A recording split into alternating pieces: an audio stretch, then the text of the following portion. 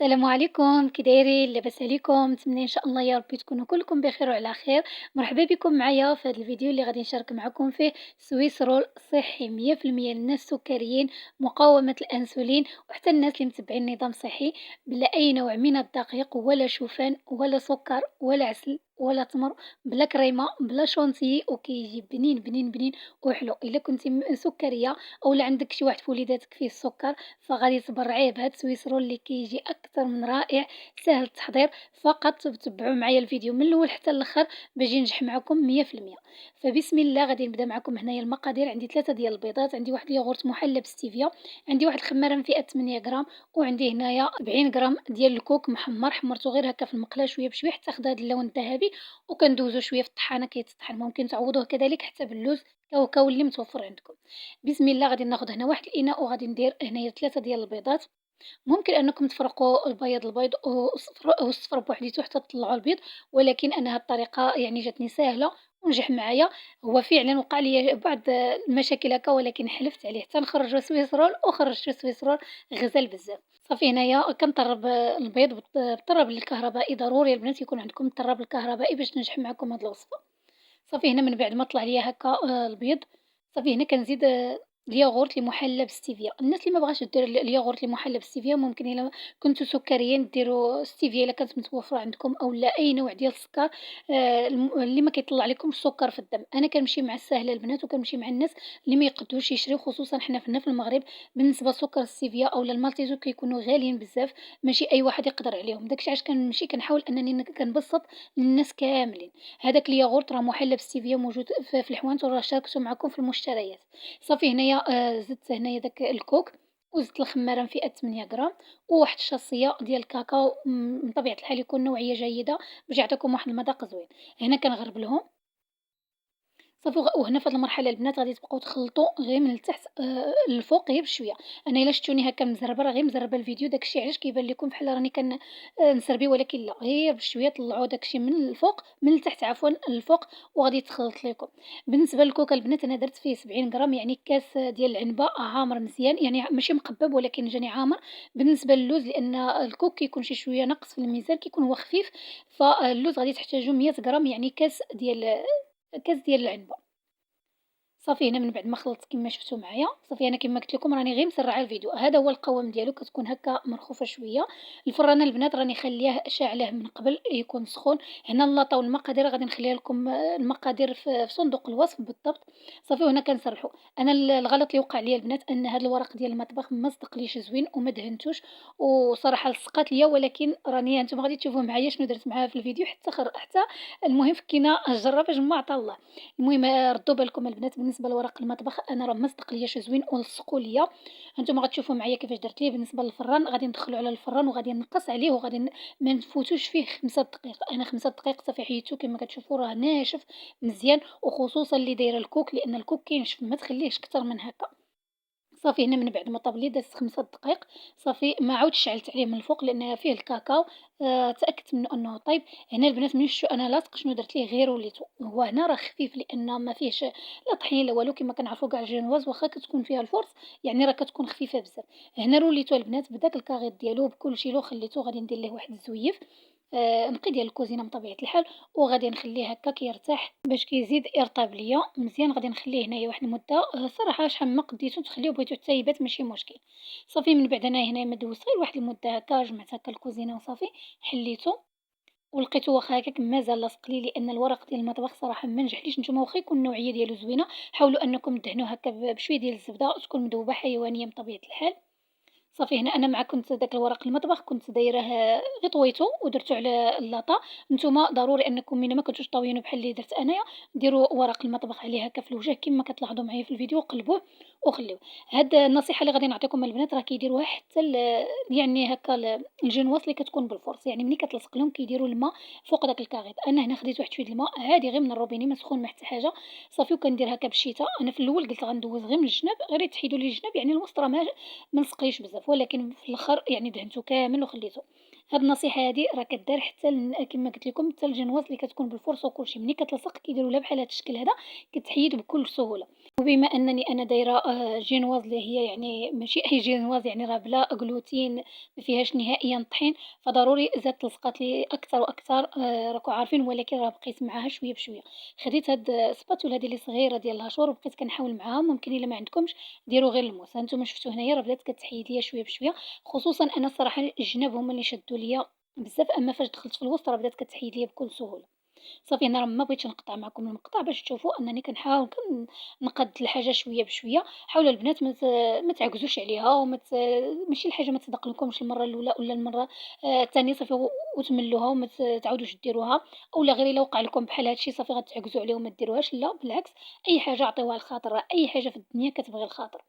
صافي هنا بديت كنحيد داك الكاغيط شوية بشوية، وأي بلاصة هنايا فاش قلت لكم أنا ما كنتش دايرة الوسط، وصافي زدت هنايا واحد شوية ديال الماء هكا غير ديك الشتا بحال هاكا. شوفوا هنايا راه الوسط ما عجبنيش الصراحة بحال الجناب، لأن الجناب جاو شي شوية رقاقين، داك الشي علاش لصق، أما الوسط راه الصراحة كمّلتو بكل سهولة. صافي بقيت مستمرة بحال هاد الشكل هذا. أنا البنات راني تعمدت أنني نشارك معاكم هاد المقطع هذا باش تعرفوا أن كل شيء سهل كيبغي غير الصبر، أي حاجة راه كتبغي الصبر وأكيد غادي تنجح ليكم إن شاء الله. وأكيد إلا كنتو درتو ورق المطبخ يعني مزيان أولا درتو اللوز أولا راه هادشي كلّه ربما ما غيوقع لكمش نهائيًا، ولكن أنا بغيت نشاركه معاكم باش إلا وقع لكم ما تخافوش، غير كمّلوها شوية بشوية إن شاء الله وغادي تنجح معاكم. بالنسبة للبنات هنايا الكريمة اللي هي ساهلة راني سبق لي وأنا شاركتها معكم، ولكن كاينين الأخوات دخلوا جداد مرحبا بهم ما غاديش يكونوا عارفينها. هاد الكريمة راه بلا شونتيي بلا كريمة نهائيًا. هنا خديت جوج ديال الياغورت المحلى بالستيفيا بذوق ديال الزرع راني شاركته معكم، ودرت هنايا الجبن. ديروا من الأحسن 4 د المعلقات باش تعمروا مزيان داك الوسط ويبان ليكم، لأن أنا شوية ما بانلياش بزاف، ولكن زيدوا نتوما 4 ديال المعلقات ديال الجبن، أي نوع ديال الجبن متوفر عندكم غير يكون صحي ما فيهش سكر ما فيهش دهون نباتية، صافي استعملوه. أنا استعملت ديال ستيلا راني شاركته معكم في المشتريات. بالنسبة للجينواز البنات أنا ما سقيتهاش لأن جات رطبة بزاف، راكم كتعرفوا هاد الكيكات اللي كيكونوا هكا بلا gluten بلا طحين كيكونوا رطبين بزاف، فأنا ما احتاجيتش نهائيًا نسقيها. نتوما كنتو بغيتوها تزيدو تسقيوها فتأكدوا أنكم غير غادي تزيدو تفزكوها أكتر وأكتر. فمن الأحسن أنكم تخليوها هكاك، لأن مازال غادي تشرب حتى ديك الكريمة ومازال غادي تزيد ترطب. صافي هنايا خديت ديك الكريمة كيما شفتوا معايا ما تطربي ما حتى شي حاجة، صافي وغادي ديري ديك الكريمة هكا في الوسط. علاش قلت لكم أنا البنات ديروا 4 باش تعمروا هاد الوسط مزيان، باش ملي تجيو هكا تبقاو تقطعوا بقى تجيكم ديك الدائرة هكا ديال الكريمة، وكذلك حتى داك اللون ديال الكاكاو بالنسبة للجينواز. صافي هنا كتعمروا القياس اللي بغيتو نتوما وكتروليوها هكا بكل سهولة، لأن راه كترولى معاكم ما غاديش تعذبكم نهائيًا، لأننا حنا سبقنا أننا روليناها من الأول. صافي بقيت كنحاول معاها هكا هنايا شوية بشوية، راه إلا حتى تهرس لكم واحد شي شوية راه ماشي مشكل، لأننا حنا في الآخر راه غندرّقوا كلشي. هانتوما كتشوفوا معايا أنا راه ما درّقت عليكم حتى شي حاجة، حاولت أنني نشارك معاكم كلشي واخا كنسرّع الفيديو باش ما يجيكمش طويل، ولكن أدق التفاصيل شاركتها معاكم باش تنجح معاكم إن شاء الله، وتطلع لكم كاع أحسن من هكا. صافي هنا بالنسبة للكريمة اللي بقات لي كندهنها هكا من الفوق، أنا درت لها هكا الكريمة، ممكن نتوما ديروا هاد الكمية الكريمة كاملة لداخل باش تجيكم باينة، وديروا هاد الفوق هذا تغطيوه بالشكلاط المحلى بالستيفيا تذوبوا الشكلاط. راني سبق لي وشاركت معكم أنواع ديال الشكلاط اللي محليين بالستيفيا، فيهم اللي باللوز وكذلك اللي بالنوازيط يعني، ولكن كيبقى لكم الاختيار. أنا شاركت معكم هاد التزيين هذا اللي درت وكنشارك معكم حتى كيفاش تهزوها يعني من داك الكاغيط. درت السباتول بكل سهولة، يعني راه الفيديو موضح كل شيء. صافي ودرتها في الطبيسيل اللي غادي نقدم فيه، وغادي نخليها هكا. هاد الكريمة كنحاول أنني نقادها مزيان، وبما أنني أنا غادي ندير هنا الكوك أنا زينتها بالكوك. ممكن كذلك ديروا حتى اللوز كونكاسي أولا كاوكاو كونكاسي أولا لوز إيفيلي أولا كاوكاو إيفيلي أولا ديروا تشدوه هكا داك الشكلاط اللي صحي محلى بالستيفيا هكا بالموس أولا بديك القرادة ديال البطاطا، تقادوه هكا شرائح وديروه من الفوق. يعني التزيين راه كيبقى لكم اختياري على حسب الذوق ديالكم وعلى حسب اللي متوفر عندكم. أنا هاد الساعة متوفر عندي غير هاد الكريمة والكوك هنا قضيت بها. المهم طلعنا سويس رول غزال بزاف والبنة البنات واعر واعر، تيقوني راه اللي ذاقوا عندكم مستحيل يقول أنه صحي، صالح حتى الناس السكريين. صافي كنحاول هنايا قدر المستطاع باش كندرجوا شوية داك الجينوس هكا لأنها فيها الكاكاو، صافي باش كتجينا طبقة بيضا. هنا كنقطّع معكم شوفوا راه ما شاء الله ملي كتقطّع كاع ما تقولوا راه يعني دزت من هادوك الحروفات كاملين ديال أنني نحيدها من الكاغيط وداك الشي كامل، راه كتقطّع بكل سهولة. هنا حيدت ليها هاد الجوانب هادو باش غنكمل تزيين. هنا خليت واحد شي شوية من ديك الكريمة أولا ممكن نزيد واحد شي شوية هكا ديال ديك الكريمة نيت اللي درت ديال الجبن، وزدت ليها شوية ديال الكوك باش تنشف لي بحال هكا، هذا كتزيين كيما قلت لكم اللي كيبقى اختياري، ودرتو هكا على شكل كويرات بحال رافاييلو، ممكن ديروا اللوز فص منها، أنا المهم مشيت على قد داكشي اللي عندي، صافي هنا كورتها بحال هاد الشكل هذا، راه كتجمع لكم بكل سهولة لأن الكوك راكم عارفين كينشف الحاجة. صافي وغادي نزينها وغادي نستمر بنفس الطريقة حتى غادي ندير هاد التزيين هذا اللي بسيط وعلى قد الجيب.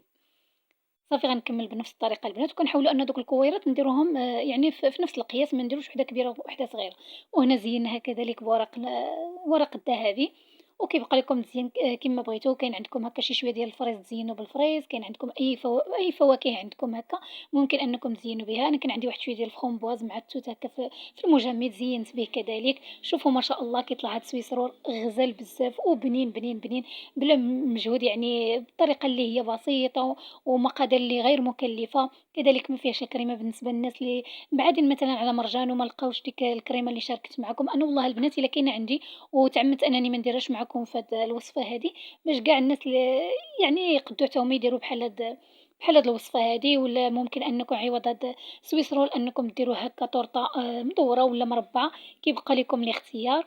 نتمنى كاع اللي عندها وليداتها سكريين وكيعشقوا هاد الحليوات هادو كيشوفوهم يعني على برا وكيبغيو حتى هما ياخدو حليوات، أنك أختي تصايبي لوليداتك حليوة بحال هكا يتمتعوا بها حتى هما، وأكيد غادي يعجبهم الحال لأنها كتجي حلوة ما باينش نهائيًا أنها مسوسة وبنينة بزاف، وكما شفتي معايا راه ساهلة ماشي شي حاجة اللي صعيبة بزاف، كما شفتوا معايا هنا من بعد ما قطعتها معكم هنا لداخل فاش كاينة الكريمة يعني في داك الوسط ديال الجينواس راه هنايا شوية بانت ليا.